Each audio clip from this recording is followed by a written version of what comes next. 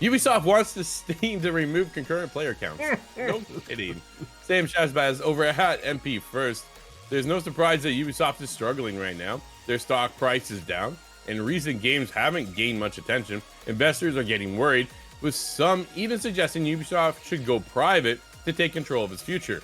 According to Fandom Pulse, Ubisoft Insider has revealed that the company has asked Valve to remove or hide the concurrent player count data for its games on Steam. Ubisoft is reportedly unhappy that gamers, the press, and investors can easily see how poorly their games are performing, especially with tracking tools like SteamDB that show the numbers of simultaneous players.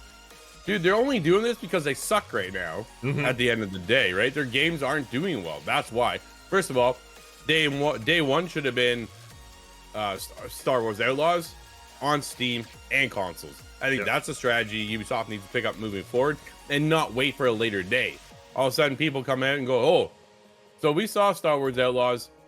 Didn't go well on consoles. I'm not picking it up on Steam either.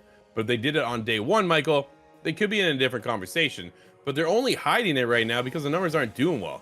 All of a sudden, then when a game does do well, they'll be like, hey, look at this, the biggest game on Steam right now. Yeah, I think exactly. If Star Wars Outlaws did what it expected to do, we wouldn't be in having this conversation.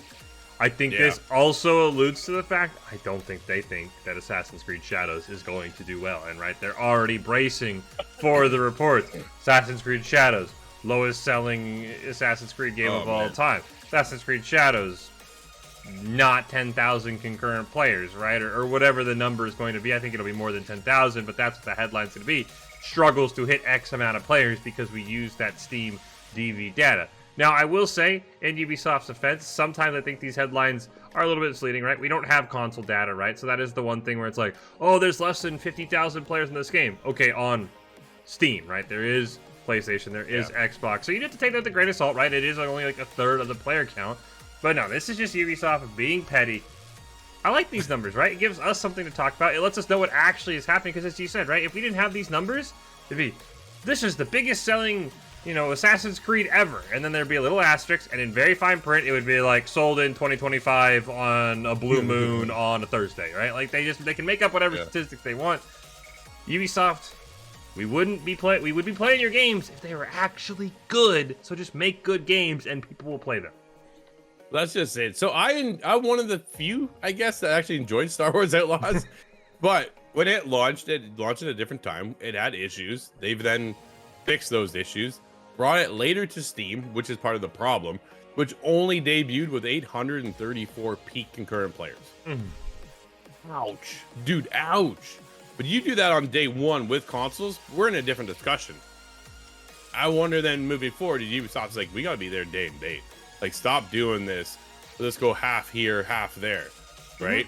If you're a third-party company, why wouldn't you launch it everywhere on day one instead of waiting? Granted, there are, okay, now we got to get ready for this port. Now we got to get ready for that port.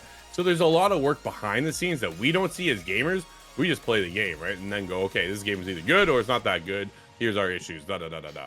No game is perfect, I think, at the end of the day, but understand what you're getting into. I think a lot of people fell short of, well, it's not a Jedi game. It's not I'm not some kind of Jedi with force powers, right? Instead, they took a different approach, which I kind of really enjoyed, because they had, and then they came out and then they removed stealth, but they didn't really move. Either way, Ubisoft right now, dude, is just not in a good spot. And this is why we get an article like this saying, hey, they don't want concurrent players on Steam because their games right now just aren't hitting the mark.